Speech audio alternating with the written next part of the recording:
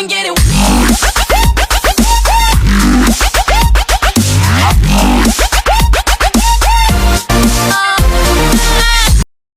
Hello YouTube, the hype is real. This fairy tale chapter 465. This is so awesome, and I predicted something. Now, it's not came true yet, but there's a pretty good chance it is, but then again, it's fairy tale. I predicted last week, if you watch my review, that Natsu might die. I could see Natsu dying at the end of the series. And, well, if Zeref dies, we just found out if Zeref dies, Natsu dies, because they're connected. But I don't think if Natsu dies and Zeref dies, because it's just like, if he dies, because he's like the one who created him, then, well, he didn't really create him, he just like brought him back from the dead, then Natsu will die as well. And even like, because in the chapter, Zeref did something to like a finger beam to like, well, I wouldn't call it a finger beam, I just said it because it kind of looked like that, to the book of E&D, and then it hurt Natsu. And also in the story, in this chapter, not story, well, it's in the storyline, but anyways, this chapter, Zeref tells Natsu that Zeref's name is Zeref Dragneel, and that the brothers, and that Natsu is E&D, and that he is from 400 years ago, and so is the other four actual first generation Dragon Slayers. Well, Sting and Rogue were third generation, but technically they're still first, and that they're all orphans, well, with the exception of Natsu. He had Zeref, and Zeref gave him to Igneel to train him, and back in the day that Zeref and Igneel were buddies, and that they had to pick a time where Aetherius was strong enough for them to defeat Agnologia, and that year was 777, the year where the 5 dragons supposedly went missing, which we found out from, it's even in the anime now, we found out that they were really just inside the Dragon Slayers, the first generation Dragon Slayers, of course, and that they came out to fight Agnologia. Well, actually only Igneel did, but the plan really was all 5 of them go against Agnologia and bring him down, which I guess that plan kind of failed. But anyways, yeah, and we also find out that the way they traveled to that year 777 was through 2 celestial wizards. One at the time was Anna, that's who we were wondering about last chapter, and then now we figure out that Layla was the one of that time, the celestial wizard, to open up the Eclipse Project at that time, bringing them into that time period.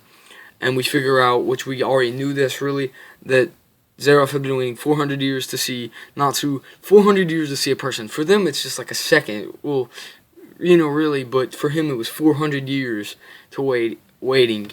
And at the end of the chapter, Natsu was going to go with it, even after Zeref told him that he would also die if he killed him.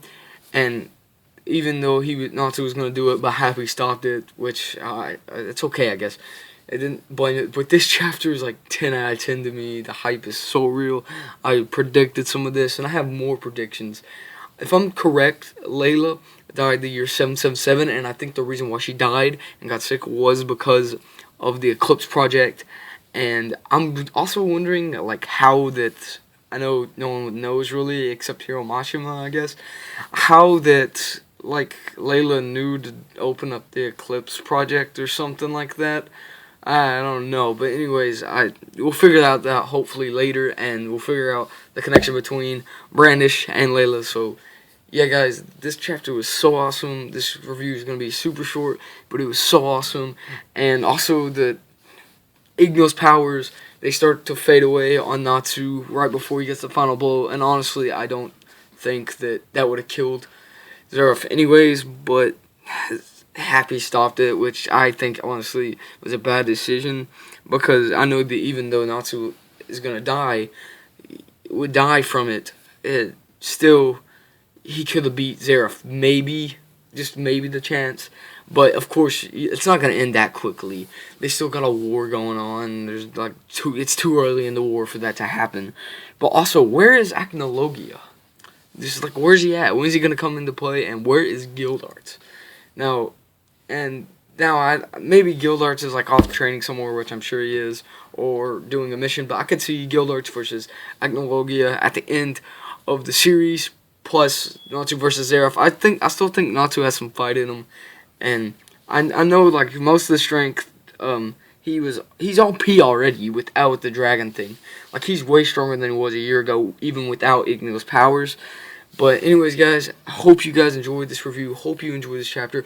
Please leave comment down below and a like if you enjoyed this review and the chapter. Even if you didn't enjoy this review, just leave a like because the chapter was awesome. Best chapter of the year, my opinion. 10 out of 10 or 9 out of 10 just because Happy did that. Anyways, guys, have a nice day. The hype is so real, and I am out, and my social media and Twitch will be in the link in the description. I always forget to say that, and I'm out.